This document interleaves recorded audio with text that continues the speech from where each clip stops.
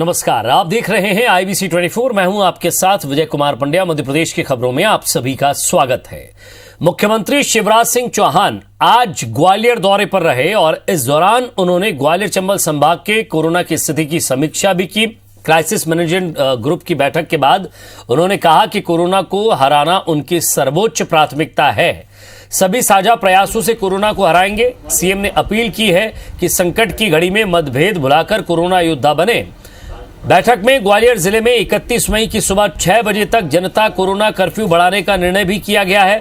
बैठक में केंद्रीय मंत्री नरेंद्र सिंह तोमर, राज्यसभा सांसद ज्योतिरादित्य सिंधिया, प्रदेश के ऊर्जा मंत्री प्रद्युम्न सिंह तोमर और सांसद विवेक शेजवलकर समेत अन्य जनप्रतिनिधि और सीनियर अधिकारी मौजूद रहेंगे।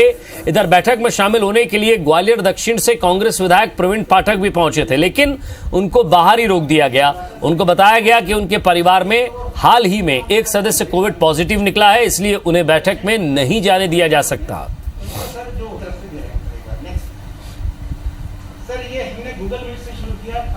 आज मध्य प्रदेश की पॉजिटिविटी दर मतलब संक्रमण के वृद्धि की दर अब 11% के नीचे आ गई है कि अभी लंबा रास्ता तय करना है। अगर हम आत्मतुष्ट हो गए कि नहीं सब ठीक है और अब तो निकल पड़ो, तो फिर स्थिति भयानक होने से कोई रोक नहीं सकता। तो मध्य प्रदेश के साथ ग्वालियर चंबल संभाग में भी कोरोना की जो स्थिति है उस पर जो नियंत्रण हुआ है वह संतोषजनक है। जो 1000 बिस्तर का अस्पताल है उसको नए उपकरण, नए स्टाफ के शीघ्र चालू कराया जाए। दूसरा, जीएच में स्टाफ की कमी है, डॉक्टर और नर्सिंग स्टाफ की कमी है और चतुर्श्रेणी कर्मचारियों की कमी है। उनको शीघ्र भर्ती करके उनको ताकि बेहतर चिकित्सा सुविधाएं अपन लोगों को मुहैया दे सकें। नासिर गौरी हमारे संवाददाता हमारे साथ जुड़ रहे हैं। नासिर, कई अहम मुद्दों पर बातचीत की है सीएम शिवराज सिंह चौहान ने। इससे पहले जबलपुर गए थे, ग्वालियर में भी आए। अस्पतालों में जिस तरह से लापरवाही थी उस पर भी उन्होंने संज्ञान लिया। साथ ही साथ कोरोना से कैसे लड़ें और गांव में जो कोरोना पहुंच रहा है कम से कम वहां स्वास्थ्य टीम पहुंचे, लोगों को सुरक्षित, उन्होंने बातचीत की है आज। देखिए, लगभग 3.5 घंटे ग्वालियर में रहे सीएम शिवराज सिंह चौहान, उनके साथ में केंद्रीय मंत्री नरेंद्र सिंह तोमर और खुद ज्योतिरादित्य सिंधिया थे। लेकिन शुरुआती दौर में कार्यक्रम केवल शिवराज सिंह चौहान का था, लेकिन आनंद फानंद में आज देखने में आया कि केंद्रीय मंत्री नरेंद्र सिंह तोमर और ज्योतिरादित्य सिंधिया पहुंचे और उसके बाद क्राइसिस मैनेजमेंट की बैठक में हिस्सा लिया। लेकिन इस बैठक में कई बड़े अहम निर्णय लिए गए हैं, क्योंकि 1000 बिस्तर का जो अस्पताल बन रहा था उसका एक ब्लॉक है वो चालू कर दिया गया, यानी कि 576 बेड का अस्पताल कुछ ही दिनों में रनिंग करने लगेगा। और साफ साफ फोकस ये रखा गया है कि शहरी इलाकों से तो जो कोरोना संक्रमण है वो खत्म हो रहा है, लेकिन धीरे धीरे वो अपनी पकड़ ग्रामीण एरिया में बना रहा था। उस चैन को कैसे ब्रेक किया जाए उस पर सबसे ज़्यादा फोकस रहा, क्योंकि 2 संभागों की मीटिंग थी, ग्वालियर संभाग और चंबल संभाग। दोनों संभागों की मीटिंग में ग्वालियर संभाग के लोगों से तो क्राइसिस मैनेजमेंट की बैठक हो गई थी, लेकिन उसके बाद वर्चुअल के जरिए चंबल संभाग के लोगों से, अधिकारियों से, क्राइसिस मैनेजमेंट के जो अधिकारी और प्रतिनिधि उनसे बातचीत हुई। उसके बाद ये निर्णय लिया गया कि अभी कोरोना कर्फ्यू बहुत ज़रूरी है, इसलिए ग्वालियर में 30 मई तक के लिए कोरोना कर्फ्यू है वो लगा दिया गया है। इसके साथ ही कई अहम चीज़ें ये भी हैं कि दूसरी रहल है तो कहीं ना कहीं ये बच्चों पर भी असर पड़ेगा, तो बच्चों को लेकर एक स्पेशल वार्ड बनाने की भी एक कहा गया कि ये वार्ड एक अलग से बनाया जाएगा। और जो ब्लैक फंगस के जो केसेज आ रहे हैं, अभी ग्वालियर में लगभग 1 दर्जन से ज़्यादा ब्लैक फंगस के केसेज आ गए, तो उसके लिए भी एक वार्ड आरक्षित कर दिया गया। तो कुल मिलाकर देखा जाए तो शिवराज सिंह चौहान ने आज पूरा उनका जो फोकस था वो कोरोना संक्रमण को लेकर था और लगातार उनका ये कहना था कि अब जो विपक्षी लोग हैं वो भी राजनीति को छोड़कर उनके साथ आए और ये घड़ी राजनीति करने की नहीं है बल्कि कोरोना से लड़ने की है। और उसी के तहत वो ग्वालियर आए हुए हैं और अलग अलग संभागों में जा रहे हैं और कोरोना की जो क्राइसिस मैनेजमेंट की बैठकों में शामिल हो रहे हैं। कैसे उस कोरोना संक्रमण की जो चैन है उसको कैसे ब्रेक किया जाए उस पर काम करने के लिए अधिकारियों के साथ, स्वास्थ्य विभाग के लोगों के साथ, डॉक्टरों से बातचीत कर रहे हैं। उसी कड़ी में आज उनका ये दौरा था और कहा जा रहा है कि ये दौरा कहीं ना कहीं उन अधिकारियों को भी नसीहत दी गई है, क्योंकि लगातार शिकायतें आ रही थी कि निजी जो अस्पताल है वो कहीं ना कहीं जो ओवर चार्जेस कर रहे हैं, जो कोरोना पीड़ित मरीज हैं, आयुष्मान कार्ड है उनको नहीं चला रहे, तो उनको भी साफ निर्देश दिया गया है कि अगर ऐसा कोई भी अस्पताल इस तरह की लेतलाली करता है या मरीजों के साथ दुर्व्यवहार करता है तो उनके खिलाफ भी कड़ा एक्शन प्रशासन और स्वास्थ्य विभाग ले। जी, लेकिन नासिर, आप समझ रहे होंगे अस्पतालों की अपनी मनमानी है, कहीं बेड नहीं है तो कहीं ऑक्सीजन नहीं है। इन तमाम सारी चीज़ों को पूरा करने के लिए प्रशासन भी लगा हुआ है, लेकिन बड़ी बात ये, हम एक बार फिर से उसी चीज़ की बात करेंगे, रेमडेसिविर की कालाबाजारी और साथ ही साथ जो जेनरिक दवाइयां हैं या जिन जीवन रक्षक दवाइयों को लेकर लोग भटक रहे हैं, उनको लेकर क्या बातचीत हुई, प्रशासन को क्या निर्देश दिए गए? देखिए, जीवन रक्षक दवाइयों को लेकर लगातार कालाबाजारी हो रही थी, उसकी शिकायतें मिल रही थी और उसके चलते ग्वालियर में 6 प्रकरण यानी कि 6 NSA लगाए दिए गए हैं रेमडेसिविर इंजेक्शन को लेकर जो कालाबाजारी को। उन्होंने साफ निर्देश सीएम शिवराज सिंह चौहान ने आज भी दिए हैं कि कोई भी इंजेक्शन की अगर कालाबाजारी करता है तो सीधे उस पर NSA लगाए जाए और साथ ही जो जीवन रक्षक दवाएं यानी टेमीफ्लू टैबलेट्स है और जो ब्लैक फंगस के लिए भी एक इंजेक्शन है, टैबलेट्स हैं, उसकी भी अगर कालाबाजारी की शिकायतें आती है तो सीधे प्राइमो फेसी उस व्यक्ति के ऊपर उसके मामला दर्ज किया जाए और उस पर NSA की कार्रवाई यानी कि SP प्रस्ताव बना के कलेक्टर को दे और कलेक्टर सीधे NSA की कार्रवाई ये फ्री हैंड कर दिया है। तो कुल मिलाकर सरकार का फोकस यही है कि कोरोना संक्रमण में अगर कोई व्यक्ति आपदा में अगर अफसर तलाशता है तो उस पर सीधे सीधे कार्रवाई की जाएगी और ऐसी कार्रवाई की जाएगी वो याद रखेगा। इस तरह के निर्देश हैं वो दिए गए हैं, लेकिन सबसे बड़ा जो चैलेंज है, क्योंकि कोरोना संक्रमण की जो चेन थी यानी कि ग्वालियर जिले की बात करें तो एक हफ्ते से लगभग 1000 से ऊपर जो आंकड़ा जा रहा था, लेकिन अब 450, 350 और 700 इस तरह का आंकड़ा यानी कि नीचे गया है। लेकिन जो ग्रामीण एरिया है वहां पर जो कोरोना संक्रमण है लगातार तेजी से फैल रहा है, उसको लेकर सबसे ज्यादा चिंता व्यक्त की गई है, क्योंकि प्रशासन ने तो कोरोना कर्फ्यू लगा दिया, शादियों पर रोक लगा दी है, लेकिन जो ग्रामीण एरिया है वहां पर अभी भी शादियां हो रही हैं। ऐसे ग्वालियर में 12 हॉट स्पॉट चिन्हित किए गए हैं जहाँ एक ही परिवार के 20 से 25 लोग संक्रमित पाए गए। तो ऐसे में अब साफ स्ट्रिक्ट निर्देश प्रशासन को, स्वास्थ्य विभाग को दिए गए हैं कि वो किसी भी कीमत पर कोरोना कर्फ्यू का पालन कराएं और कोई भी, चाहे कोई जनप्रतिनिधि हो या कोई भी तोड़ने की कोशिश करता है तो उस पर सख्त कार्रवाई की जाए और साथ ही कालाबाजारी करने वाले लोगों को चिन्हित किया जाए और उन पर भी सख्त कार्रवाई की जाए। शुक्रिया नासिर इस तमाम बातचीत के लिए। और इधर मध्य प्रदेश में कोरोना संक्रमण लगातार कम हो रहा है, क्योंकि संक्रमितों की संख्या में लगातार कमी आ रही है। पिछले 24 घंटे में 7016 नए पॉजिटिव केस मिले हैं। पॉजिटिविटी रेट पिछले 24 घंटे में 7016 नए पॉजिटिव केस मिले हैं। पॉजिटिविटी रेट 42 दिन बाद घटकर 10% हो गया। एक्टिव केस भी लगातार कम हो रहे हैं। कोरोना के मामलों में लगातार आ रही कमी के बावजूद सरकार पाबंदियों को जारी रखने के पक्ष में है। चिकित्सा शिक्षा मंत्री विश्वास सारंग ने भी कहा है कि कोरोना संक्रमण की चेन तोड़ना है, इसलिए फिलहाल सख्ती और पाबंदियों पर जिला क्राइसिस मैनेजमेंट कमेटी फैसला कर रही है। भोपाल सहित कई जिलों में कोरोना कर्फ्यू और बढ़ाया जाएगा। कोरोना का मध्य प्रदेश में पॉजिटिविटी रेट रोज गिर रहा है और रिकवरी रेट बढ़ रहा है। सरकार ने ये सुनिश्चित किया है कि हमें कोरोना को जड़मूल से समाप्त करना है।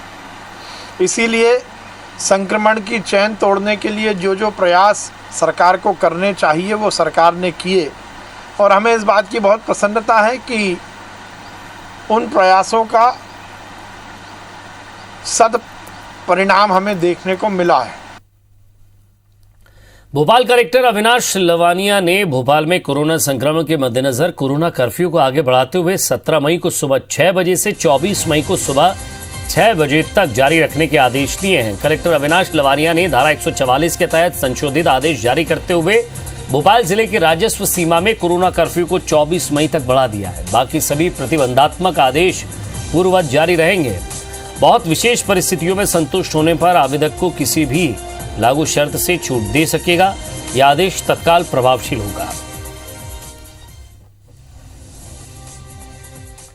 जबलपुर में नकली रेमडेसिविर मामले की एसआईटी जांच में खुलासा हुआ है कि सिटी हॉस्पिटल के डायरेक्टर सरबजीत सिंह मोखा ने एक फर्जी आईडी के जरिए नकली रेमडेसिविर की खेप जबलपुर बुलाई थी। नकली रेमडेसिविर मामले की जांच में इंदौर में गिरफ्तार प्रखर कोहली से पूछताछ में यह खुलासा हुआ है।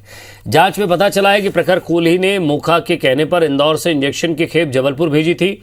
जिस आईडी पर इंदौर के अम्बे ट्रेवल्स की बस से इंजेक्शन की खेप जबलपुर भेजी गई थी वो जांच में फर्जी पाई गई। पुलिस अब ये पता कर रही है कि ये आईडी किसकी थी और मोखा ने उसका इस्तेमाल किस तरीके से किया।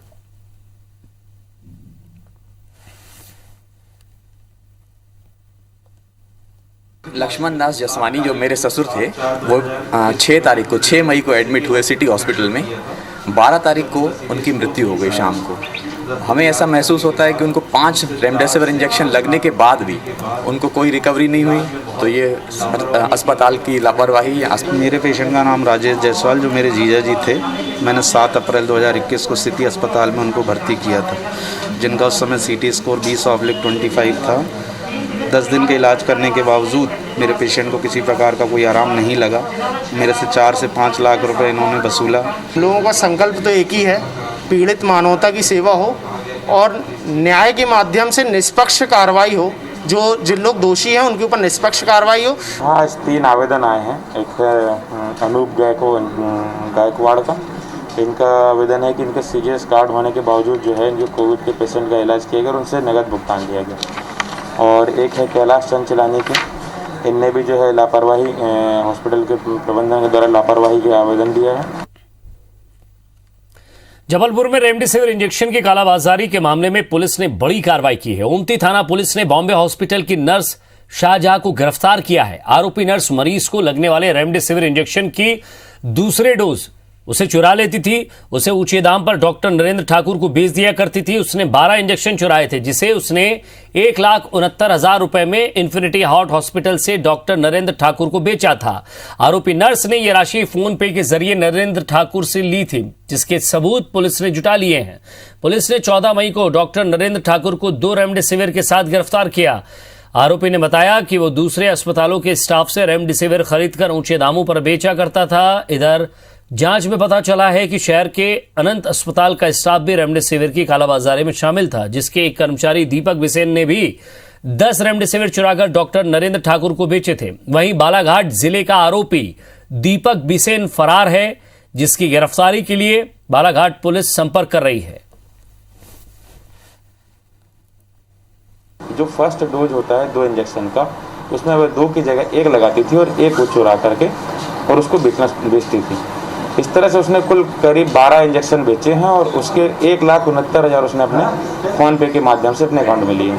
उसका स्टेटमेंट जो है हिस्ट्री अपन ने फ़ोन पे से निकाल ली है। सारी जो नरेंद्र ठाकुर ने जो उसको अकाउंट में पैसे ट्रांसफ़र किए हैं वो सारी जानकारी उपलब्ध है।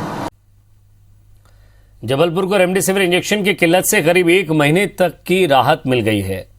दरअसल जबलपुर सांसद राकेश सिंह ने अपनी सांसद निधि से जिला प्रशासन को 18,000 रेमडेसिविर इंजेक्शन उपलब्ध कराए हैं। सांसद राकेश सिंह ने निजी कंपनियों से बुलवाए रेमडेसिविर इंजेक्शन की यह खेप आज जिला प्रशासन को सौंप दी है।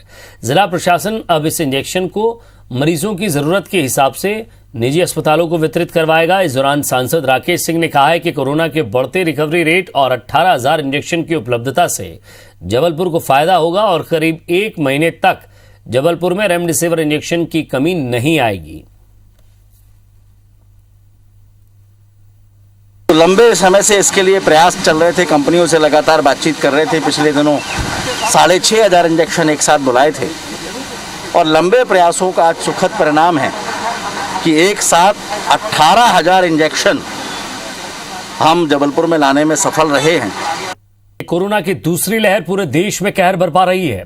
सरकारें वैक्सीनेशन अभियान में तेजी लाने की बात कर रही हैं, लेकिन स्टॉल बुकिंग में काफी परेशानी आ रही है। फैक वैक्सीन रजिस्ट्रेशन ऐप की नई चुनौती के बीच वैक्सीनेशन स्लॉट बुकिंग साइट के हैक होने की आशंका जताई जा रही है। इंदौर के जिला टीकाकरण अधिकारी डॉक्टर प्रवीण जड़िया ने इस बारे में जिला प्रशासन और उच्च अधिकारियों को आगाह किया है। कलेक्टर ने जांच के लिए यह मामला साइबर सेल को सौंपा है। दरअसल कोविड वैक्सीन स्लॉट बुक करने के official platform Indian computer emergency response team ने फेक ऐप के बारे में चेतावनी जारी की है। वायरल SMS के जरिए इन फेक ऐप को सर्कुलेट किया जा रहा है। इनके जरिए हैकर्स यूजर्स के फोन की सारी निजी जानकारी चुराकर गलत तरीके से उसका इस्तेमाल कर रहे हैं। अब इसकी जांच की जा रही है।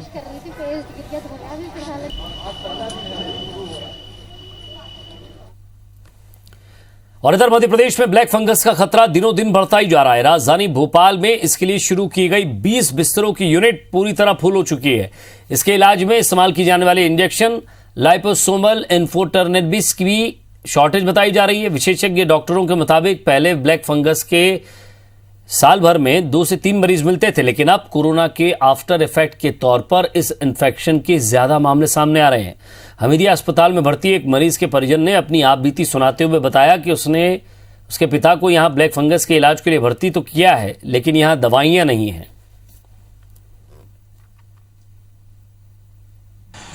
वो गले में सूजन आई थी, बस उसके बाद बहुत दिक्कत हो रही है। इंजेक्शन मरेगा, कोई दवाइयाँ भी उपलब्ध नहीं है हॉस्पिटल में, बाहर ब्लैक मार्केटिंग हो रही है।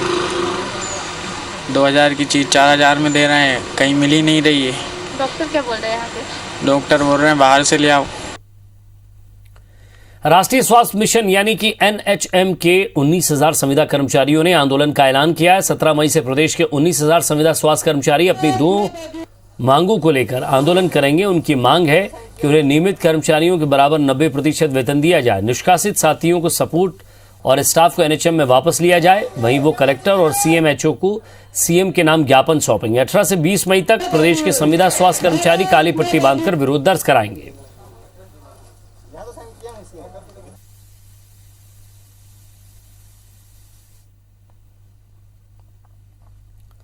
और इधर कोरोना संकट के बीच इंदौर में पुलिस ने एक सराहनीय पहल की शुरुआत की है। DRP लाइन में 25 पुलिस कर्मियों ने 1 बीघा जमीन में औषधि पौधे रोपे हैं। इनमें तुलसी, अश्वगंधा, गिलोय, आंवला और कालमेघ जैसे पौधे तैयार हो रहे हैं ताकि पुलिसकर्मी औषधि काढ़े का सेवन कर रोग प्रतिरोधक क्षमता बढ़ा सके। पुलिस अधिकारी इसे कोरोना की तीसरी लहर से निपटने की तैयारी बता रहे हैं। आपको बता दें कि DRP लाइन में 440 परिवार रहते हैं। यहाँ अब तक 500 से ज्यादा पुलिसकर्मी, अफसर और उनके परिवार संक्रमित हो चुके हैं। आगे कोई कोरोना की चपेट में ना आए, इसके लिए पुलिस इन औषधि पौधों की तैयारी में है।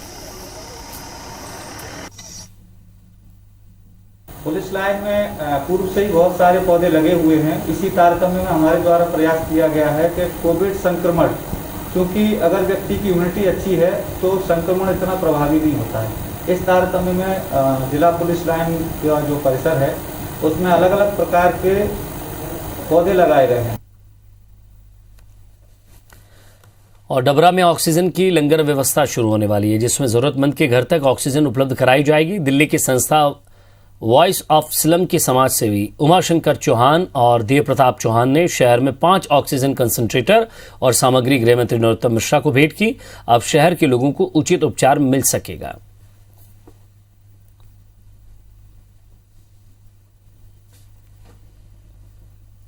मध्य प्रदेश में आयकर दाता अब सस्ती बिजली का लाभ नहीं ले सकेंगे। सरकार ने कमलनाथ सरकार के समय चालू इंदिरा गृह ज्योति योजना में फेरबदल करते हुए आयकर दाताओं को इस योजना से बाहर करने का फैसला कर लिया है।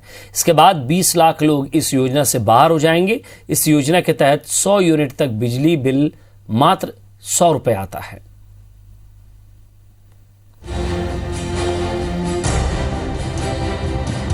मध्य प्रदेश में इंदिरा गृह ज्योति योजना में बड़ा बदलाव करने के बाद अब इस योजना में 20 लाख आयकरदाता बाहर हो जाएंगे। अब सरकार ने योजना में संशोधन करते हुए एक बड़े उपभोक्ता वर्ग को योजना से अलग कर दिया है। नए नियम के तहत अब मध्य प्रदेश में वे उपभोक्ता जो आयकर चुकाते हैं वो इसका लाभ नहीं ले सकेंगे। अब केवल आयकरदाता की श्रेणी में नहीं आने वाले परिवारों को ही इसका लाभ मिल सकेगा। नए नियम के तहत अब मध्य प्रदेश में वे उपभोक्ता जो आयकर चुकाते हैं वो इसका लाभ नहीं ले सकेंगे। अब केवल आयकरदाता की श्रेणी में नहीं आने वाले परिवारों को ही इसका लाभ मिल सकेगा। सत्तारूढ़ बीजेपी इस योजना में हितग्राहियों के बाहर होने पर सफाई दे रही है। मध्य प्रदेश की भाजपा सरकार द्वारा जो जरूरतमंद है उनको बिजली के बिल में राहत देने का काम लगातार जारी है। जरूरतमंद, गरीब, निम्न मध्यम वर्ग के साथ में न्याय हो, इसका प्रयास मध्य प्रदेश की भाजपा सरकार का है और वो रहेगा। मध्य प्रदेश में कमलनाथ सरकार के समय इंदिरा गृह ज्योति योजना की शुरुआत की गई थी। प्रदेश सरकार की इस योजना से उपभोक्ताओं और सरकार दोनों को फायदा हो रहा था। इस योजना के तहत लोगों का बिजली का बिल बहुत ही कम आता है। कांग्रेस प्रदेश सरकार पर आम जनता की हितैषी योजनाओं को बंद करने का आरोप लगा रही है। आज मध्यम वर्ग के खिलाफ फिर कुठाराघात करते हुए उस कोरोना काल में सरकार ने तैयारी करी है कि करीब आधे से ज्यादा लोगों को उस योजना से बाहर करा जाए। कभी इनकम टैक्स के नाम पे, कभी दूसरी चीजों के नाम पे लगातार गरीब मध्यम वर्ग के प्रति जो नफरत का भाव है। विधायक खरीदी के तो पैसे हैं, पर गरीब को बिजली की आफत से बचाने के लिए पैसे नहीं है। मध्य प्रदेश सरकार कई योजनाओं को सीमित करने जा रही है। सरकार का तर्क है कि इनकम टैक्स पेयर को योजना से बाहर करने पर वास्तविक हकदार को ही इन योजनाओं का लाभ मिलेगा। लेकिन कमलनाथ सरकार के समय शुरू हुई योजनाओं को बंद करने पर सियासत भी लगातार गरमा रही है। सुधीर दंडोतिया, IBC 24, भोपाल। और चक्रवात में बदल चुके तौकते तूफान का असर मध्य प्रदेश के मौसम में भी देखने को मिल रहा है। मौसम विभाग के पूर्वानुमान के मुताबिक असर 17 मई से 19 मई तक रहेगा, जिसके चलते इंदौर, उज्जैन, भोपाल, ग्वालियर, होशंगाबाद, सागर संभाग के जिलों में तेज गरज चमक के साथ बारिश हो सकती है। साथ ही इस दौरान तेज हवाएं भी चलेंगी।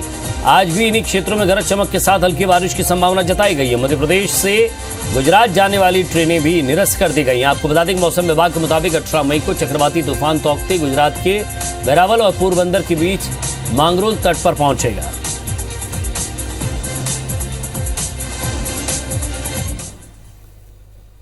और इसी के साथ फिलहाल इस बुलेटिन में इतना ही। नमस्कार।